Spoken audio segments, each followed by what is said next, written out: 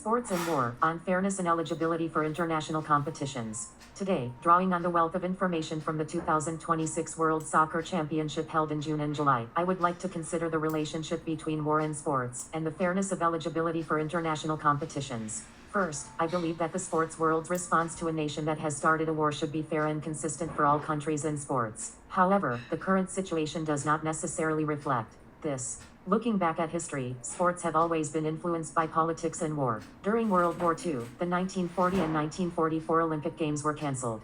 Furthermore, South Africa was excluded from international sports for a long period due to apartheid policies. In 1992, UN sanctions resulting from the Yugoslav wars caused the country's representatives to lose their eligibility to participate in international competitions. Moreover, during the Cold War, large-scale boycotts occurred at the 1956, 1976, 1980, and 1984 Olympic Games. These examples demonstrate that sports are not completely independent of politics and international affairs. In recent years, Russia's invasion of Ukraine in 2022 sparked considerable debate.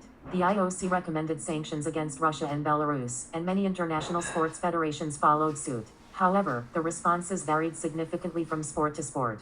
For example, in gymnastics, swimming, and tennis, participation under neutral status is permitted under certain conditions. On the other hand, in team sports such as soccer and ice hockey, national teams are not allowed to participate. Furthermore, World Athletics has taken the strictest stance, completely banning the participation of Russian athletes. I believe that these differences in responses represent a major challenge in the international sports world. This is because the penalties for the same war differ greatly depending on the sport. What I want to focus on here is the question of whether sport and politics can be separated. FIFA has traditionally emphasized the separation of politics and sport. On the other hand, World Athletics President Sebastian Coe has expressed the view that sport can only exist in a peaceful society. I feel that the latter view has significant importance. This is because sports can only bring joy and inspiration to people in a peaceful and safe social environment. In the midst of ongoing wars and human rights abuses, there are limitations too. Considering sports in isolation.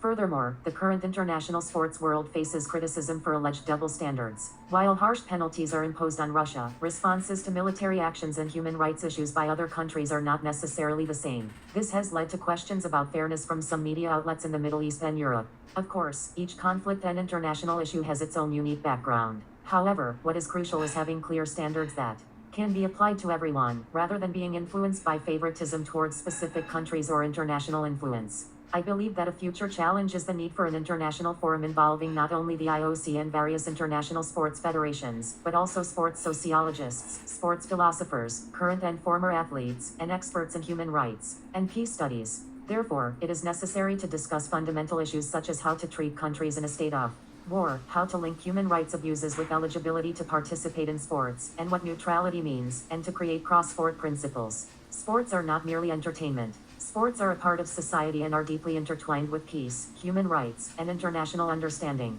Therefore, we need to re-examine the relationship between sports and society and explore how international sports can be conducted fairly and consistently. Thank you for your attention.